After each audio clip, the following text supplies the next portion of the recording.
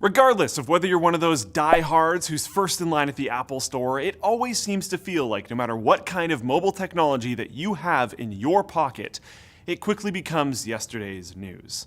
And that may never be more evident than right now, as telecommunications providers worldwide are working on 5G, which might be just as big of a deal as when we marveled at being able to look at full-fat web pages on tiny phone screens. Ugh, come on, Luke. Another G just after LTE became super widespread? Well, while it's admittedly a bit tricky to keep up with all the freaking different wireless standards and the Gs and what they all mean and all that kind of stuff, which you can learn more about up here, the industry is hoping that 5G will be good enough to end constant talk of what the next G is. Good luck with that. And will hopefully only need incremental improvements over time. Kind of how Windows 10 does that, and they plan on updating forever. See how that goes. So what the heck is supposed to be so special about 5G anyway? Well, it's being centered around the idea that the Internet of Things, that is, connected devices that enable self-driving cars, automated homes, and more, will become very important in the near future, and that mobile data networks will need to be very robust to handle it all.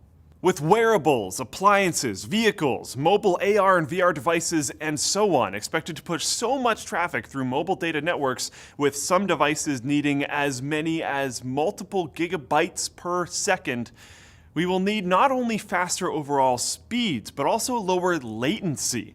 Imagine if your self-driving car took half a second too long to make a critical turn, and suddenly you've got a huge dent in your fender, or more frighteningly, in your body.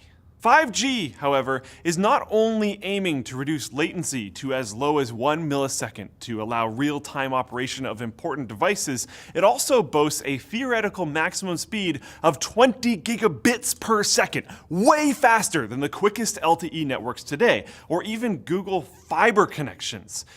Of course, this is a theoretical maximum, and it looks like the bare minimum for the average user will be about 100 megabits. Though again, this is still quite a bit faster than real-world performance of many LTE deployments. Part of this awesomeness is due to 5G's usage of higher frequency waves, which also gives it a much greater capacity for beamforming, meaning signals can be focused onto areas where there's more data traffic compared to existing cellular antennas, many of which are just omnidirectional and just kind of send signals out without regard for where usage is actually concentrated, which is not good. Combine that with massive MIMO, which will allow many users to share the same connection simultaneously with multiple antennas on a transmitter, similar to the newer MU-MIMO networks for home Wi-Fi connections. And you'll have a network that is not only quicker, but also has better throughput, so the quickly growing number of things connected to the mobile internet don't become bottlenecked. In fact, the industry is hoping to have 1 million devices supported per square kilometer, possibly meaning no more delays at places like concerts, conventions, or sporting events. Of course, this is a very ambitious project, so it's not available quite yet.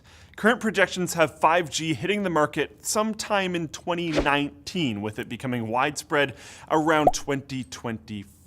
Since providers not only are trying to make 5G a more uniform standard than what exists today to ensure better compatibility around the world, but they also need time to build more infrastructure.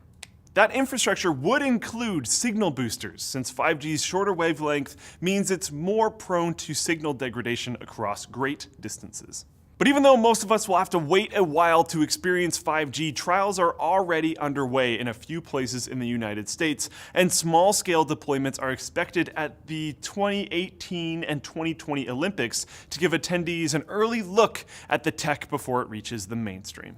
So in summary, don't junk your LTE phone just yet, but don't be surprised if in a few years whatever you're carrying in your pocket ends up putting your home internet connection to shame. TunnelBear VPN lets you tunnel to 20 different countries, allowing you to browse the internet and use online services as if you are in that different country. They have easy-to-use apps for iOS, Android, PC, and Mac, and also have a Chrome extension so that it's made for you. Just choose a country in the app, turn TunnelBear on, and watch as your bear tunnels your internet connection to your new location.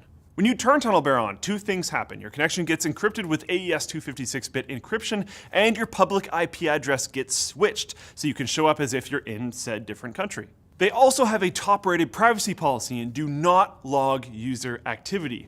You can try out TunnelBear VPN with 500 megabits of free data and with no credit card required. And if you do choose to get a year of unlimited data, you can save 10% by going to tunnelbear.com/Linus.